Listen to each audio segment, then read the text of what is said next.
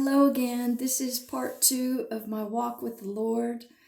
I covered the first 10-year period on part 1, and now I'm doing the next 10-year period or so. 15, 20. I can't keep up. Oh, the Lord is good, and we stopped with me having a problem praying. I had a bad surgery. God didn't heal me as I had prayed scripture, and I felt like I wasn't worthy for some reason of Him to heal me. He healed other people, but He wouldn't heal me, and I wanted to quit praying for myself. I still prayed for others, but I would not pray for myself after that. It kind of slowly worked into me as I'm dealing with my horrible surgery side effects, and I'm trying to live, and I can't live comfortably. It's a very private thing, but what I want to tell you is I had a problem with my colon and a lot of hemorrhoids, and I had to have a hemorrhoidectomy. And the surgeon said that he found so many he couldn't get rid of them all. I was internally filled with them, and he did the best he could.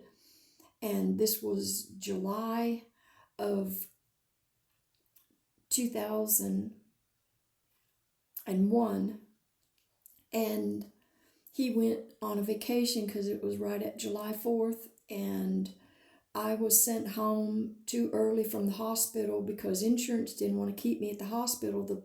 The surgeon had asked for me to stay at the hospital. So I ended up, my anus closed. And it was on the 7th day when I was in excruciating pain and I couldn't pass anything. I had been on this mineral oil liquid diet to make everything flush out of me easily. I ended up in the emergency room, and I ended up with 5 years of a fissure. If you know what an anal fissure is, it was very hard to live with, and I had to stretch my rectum so that it would open again. I stretched for about 18 months to get it the size of my pinky, and over the next year it began to shrink again, so I had to begin stretching again. And I'm gonna tell you, it was just a horrific time, and my faith had failed me. I wasn't praying anymore. I was screaming in pain. I had stitches trying to stretch this thing open. I was closed. It was just horrific. And the memory of it is not a happy one because I began to lose my testimony and ultimately almost my marriage. I got into this horrible place where I wasn't praying for me, and then I wasn't praying for other people very much, and I wasn't reading my Bible, and my Bible wasn't going with me to work anymore. It sat there, and I covered it. I didn't ever like putting anything on top of a Bible, but when I say I covered it up, I put it in a drawer where I didn't see it. It wasn't a testimony on my desk anymore, and I started doing things that were so unbecoming of the lady that Christ had developed in me over those 10 years. I was always a tomboy, and God had moved me. I was working in the construction insulation business when I got saved, and He moved me into a place where I was in an office and I could wear dresses within a year of me being saved. And then I went on to just become a lady. I never knew how to be a lady. I was always a tomboy. I didn't own a dress when I met my husband, and I didn't even own dresses when we started going to church. And I was trying to buy things, and we didn't have the money, and I was putting together clothes. It was really crazy. Some of the things I wore to church in the beginning. But so here I am now. I'm at work, and there are men always attracted to me and saying lewd things to me, and it began to get at me where I liked it. And I was part of sometimes people telling their off-color bad jokes, totally not what a Christian would do. And then my home life was starting to fall apart. I had problems with my husband not trusting me, and he was hearing things that were happening at the work, and they were persecuting me terribly with lies. Even though my testimony was falling off of me and I was living in a backslidden situation with God, the lies they told about me were exponentially worse than what I was doing. They had me sleeping around, and I was not doing that. And it was tearing Michael up. He was getting messages on his Facebook from people who worked out there. Do you know what your wife's doing? And you need to wake up. And they were he was getting phone calls from people at church who also worked there, and they were believing the lies. So it was really bad time in my life. And then my father died, and I've been kind of avoiding this. I told you could see what happened to me when I was young. I don't want to talk about it. But when my father died, I had a lot I had to deal with, because he had hurt me. And I tried to forgive him. I had a lovely time. That's part of my testimony I left off. I had a lovely time.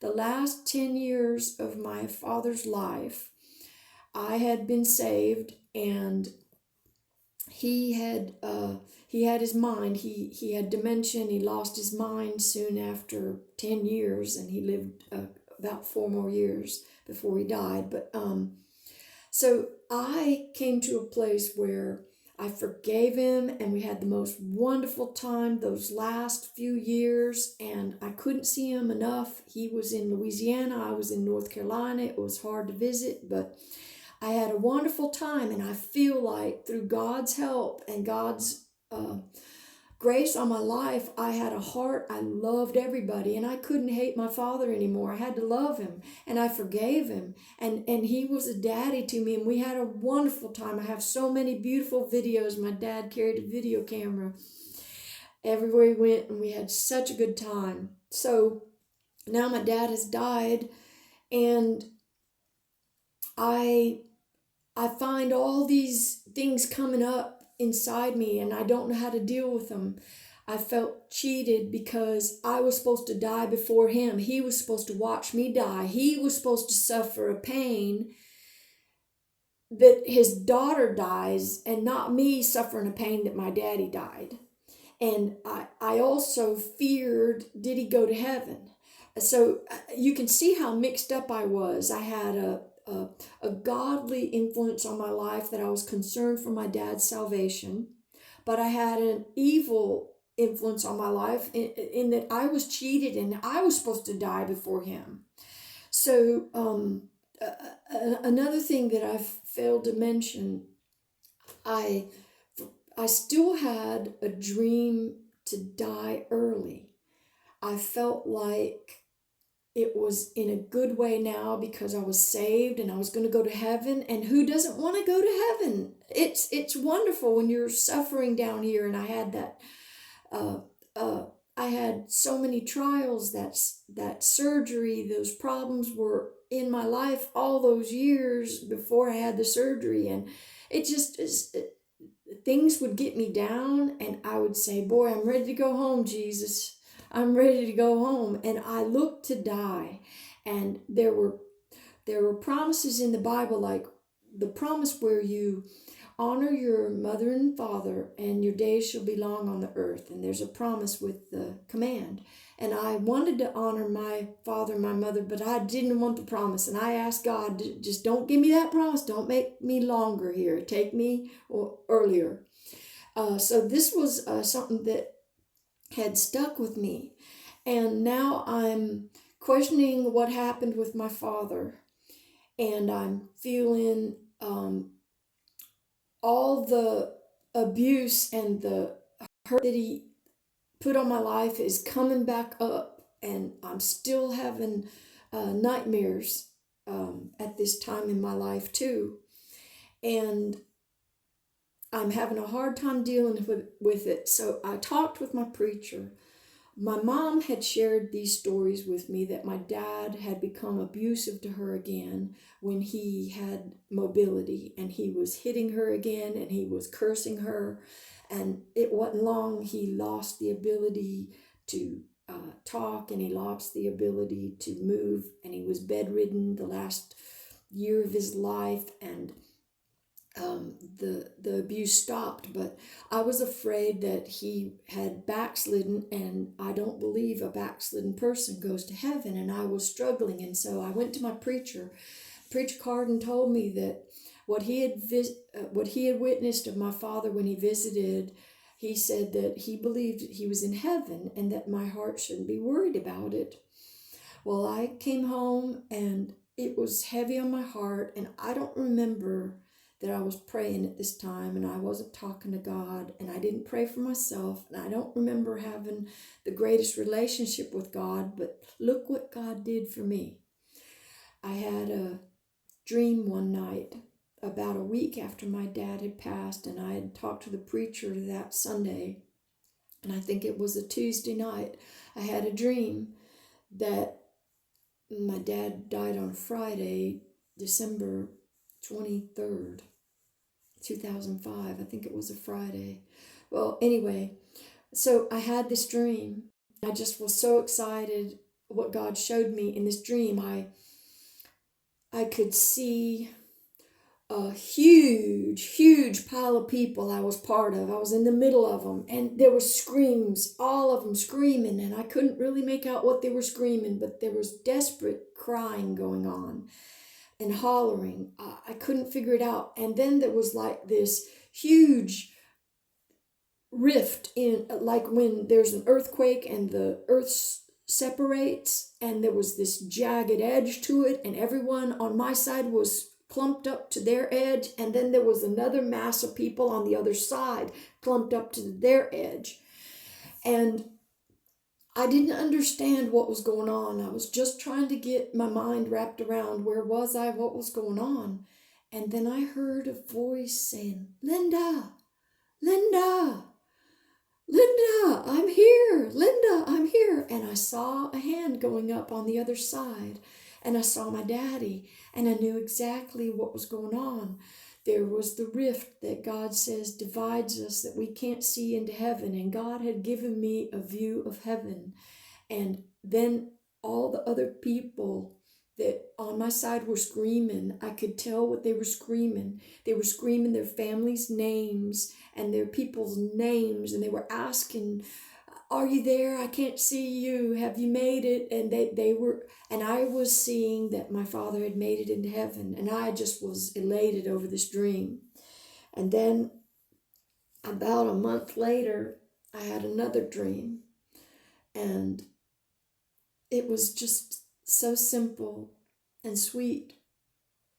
I was a little girl again, a very little girl. I think I was about 5. And my daddy was pushing me in a swing, and we were laughing, and we were having such a good time. And I would say, higher, Daddy, higher. And he'd take me higher and higher. And that was all it was. It was just so sweet. And then the third dream that came was a long time later. It was about 4 months later. And I had a dream that I was fishing with my daddy on the riverbank. Sometimes we went in a boat. But Daddy liked to go fishing, and he always took us kids, and I hated fishing. I would cast my line, and it would always get stuck on something. I'd throw it in trees, I'd throw it in roots, and it would get stuck on something, and Daddy was always having to stop his fishing and get my rig uncaught. And he hollered and fussed at me, and I hated fishing. So it was the most amazing thing. I'm sitting there, and my age, I'm going to guess I was about 12 or 13. And we were fishing, and we were having a good time, and we were laughing and everything. What I want to share with you in a revelation after having these dreams, and I was loving spending time with my dad, and I just didn't know if another dream would ever come, but it never did. I want you to know my memory of the abuse that I suffered from my dad was from age 5 to age 12 or 13. I have a strong feeling it started when I was 5, and I can't explain that. But when I was becoming aware that a woman would have a menstrual cycle through my mom and my older sister, and Daddy told me one time, if you start menstruating, you've got to let me know, because I'm going to have to stop this. If you start, I have to stop. You have to let me know. So I lied to my daddy, and I told him I had started, and I was about 12 or 13, and it soon started after that. I think I was 13 when it started. So this dream stuff that God gave me was amazing, how he brought it with the abuse period 5 to 12. So now let me go back with what's happening. I get these bouts of crying that come at any time of the day. I can't control them, and sometimes they're just a quick bout of a few seconds, and sometimes they were getting longer and longer. And I wasn't dealing with my daddy's death very well. And I was at work one day, and we were in a meeting, and for these meetings I would sometimes take a golf cart with someone and ride over the meeting, or sometimes I could walk, and I walked to this meeting. It wasn't far, and I felt the crying coming, and I left the meeting. I ran out, and I went back to my office, and I was crying and crying, and I couldn't stop. And my boss learned of what had happened. Everybody saw me rush out and were worried about me, and it got back to her, and she wanted to come see me, and I couldn't even talk on the phone when she called me. She came, and she urged me to go to the urgent care, and she thought she would even send someone with me to drive me, but I told her I was able to suck it up and quit a little crying. And I went to urgent care, and they put me on an antidepressant. And things were getting worse at that time at the job, and my marriage was in a rough place, and my mom got sick, and she needed some help. And here's another miracle that God did in my life. And people, you got to remember, this is when I believe I'm in a horrible backslid situation.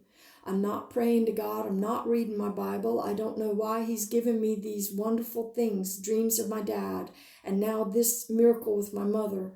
But here's what happened. My sister, who also lives in North Carolina, had been down with her husband and family visiting my mom, and she was calling me. She was leaving. It was mid-October-ish, maybe the 16th or 17th of October. She was leaving, and my plan was to go down after Halloween, and my birthday is November 3rd, and I was going to be there for my birthday. Maybe on November 1st, I would drive down there. and it was all planned. It would give Mama a little time from visits. My sister's family had been there, and it takes something out of you when someone visits your home. And so it would give her a little time, a couple of weeks before I would go and be there. And my sister gave me a little heads up phone call. Mama's not doing great with her walking. She's dragging her feet. We had her at the hospital once. She needs to lift her feet. Be sure you work with her on that.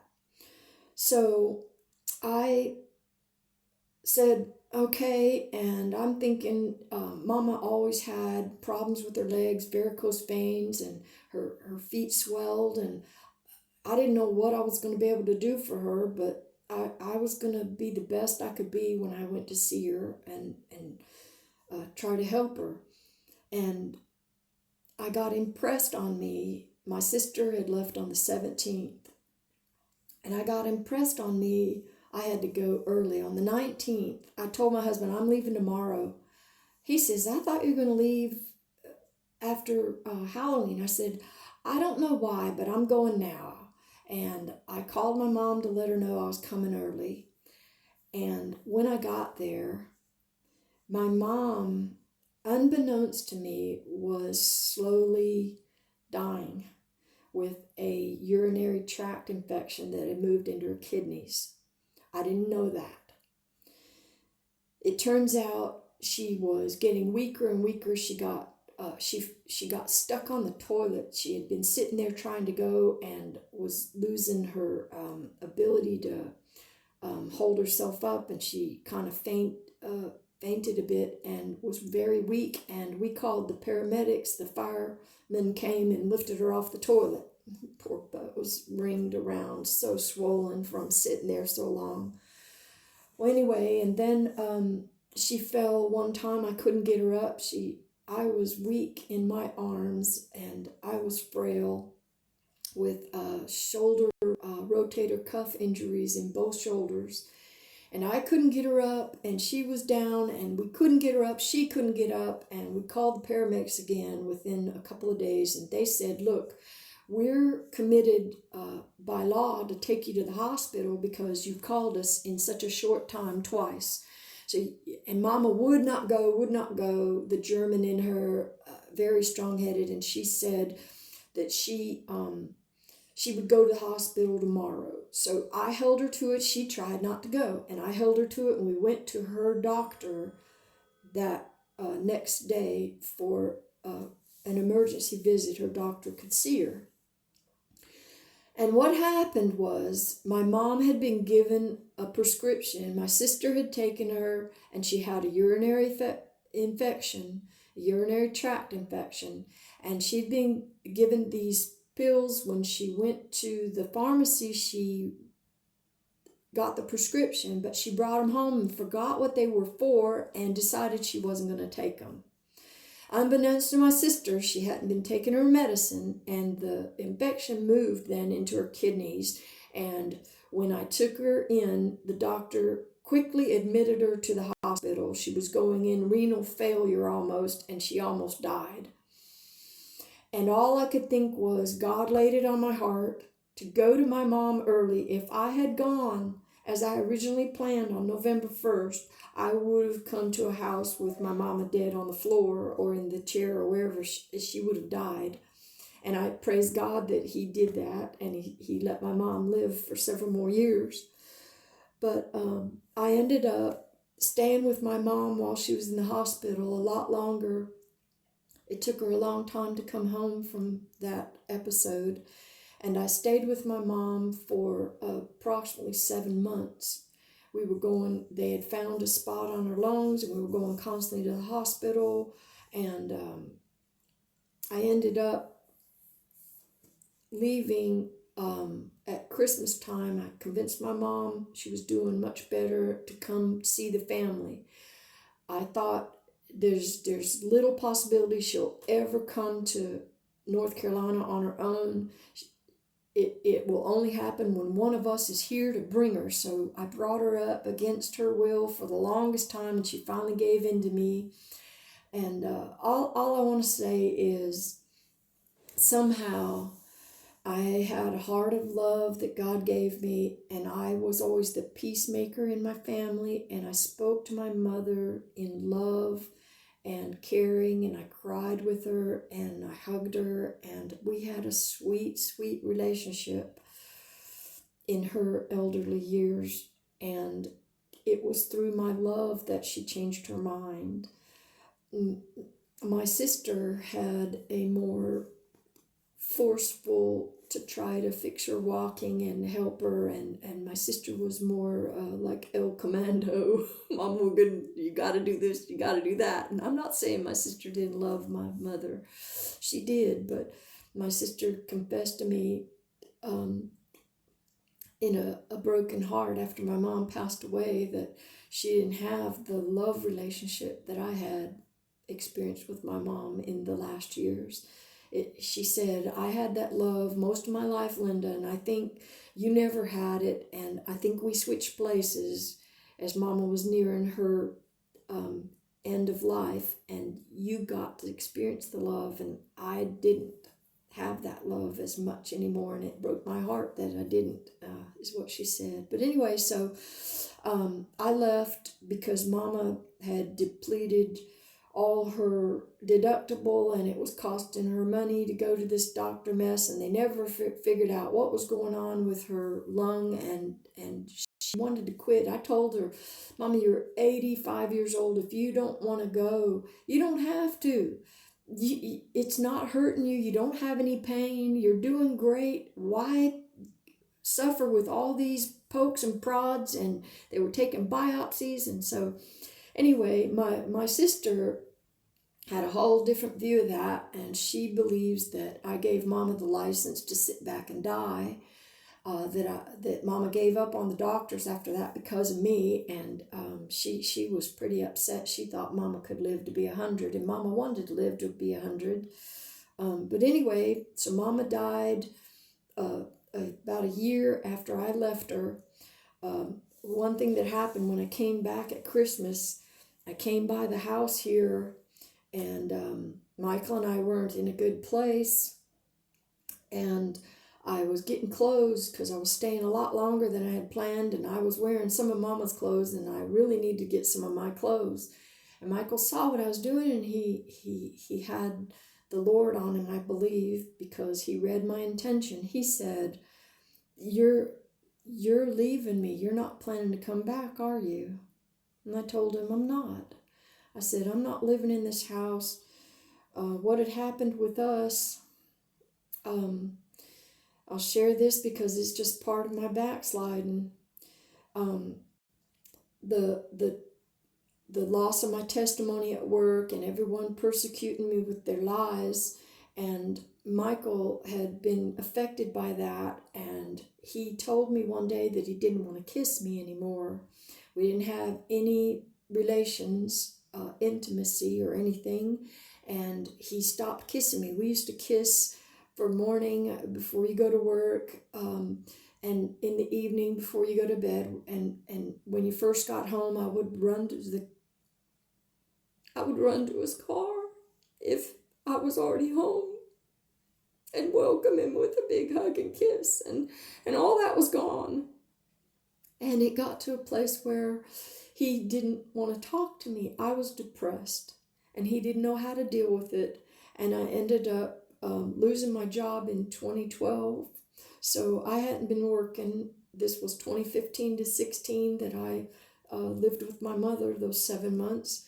And Michael had decided not to talk to me. He didn't know what was going on with me, and unbeknownst to me, he was also depressed. The devil was really working on our marriage, trying to break us up. And I ended up finding one of those guys that was always in my face about wanting to help me. I told him my problems, and he said he would kiss me. And so I ended up beginning almost an affair where I had the innocence of kissing, and that was all. But Michael found out about that, and it was horrible. It was horrible to be in that place. And so now he doesn't talk to me, and I live like a stranger in my house. We don't have anything to do with each other. I let my schedule move. I stayed up all night, and I would go to bed when he got up to go to work. I would go to bed and I'd sleep all day. I don't know that I was cooking. I don't know what I was doing, but I was horrible. So now I've gone to mom's, and I'm going to live with mom, and I'm not going to come home anymore. And mom got better, and Michael said he cried with me that night at Christmas visit, and he said he didn't want me to leave me. He was going to work with me, because I would ask him sometimes, can we talk about what's going on? He didn't want to talk, so we didn't talk. And so he had given up, and I gave up. And it's 30 minutes again, people. I can't believe I'm making these long videos. Maybe I'll see if I can finish before the video stops, because my camera will stop on me. But anyway, so I come back home after Mama was well and leave her, and then she got sick the next year and went downhill fast, and she died July 14th, 2017. And I never had dreams about her. My mom was a godly woman, and I didn't have a worry that she didn't go to heaven. And I never had a dream about her. I always wanted one. So then we fast forward to the COVID time. I've been neglecting God and in a bad place for a long time. And COVID comes, and I had some health problems right before COVID where I lost the use of my hands. They swelled up like sausages. I held my hands like this, and they were touching each other. It was horrible. And I began YouTubing how to fix myself, because I had gone to the doctor and they couldn't find anything. So I'm on YouTube, and I'm starting to see things I believe God was putting in my path. I was scared to die in my sins. So I began trying to search out God again. And then COVID hit, and our church was closed down, and we were having a parking lot service with the FM radio, and I was feeling stronger in the Lord, and I was getting back with the Lord, and things were getting great. And he really brought me up out of the miry clay again and set my feet on a rock, and he hath put a new song in my heart, even praise unto our Lord, and many shall see it and fear and trust in the Lord. And that's my life's verse out of Psalms 40, verse 3. Well, anyway, so I'm getting really close to God, and he renewed me. He renewed my heart. I was reading where he talked to Israel about he would give them, create in them a new heart and forget their sins, and I submitted back to him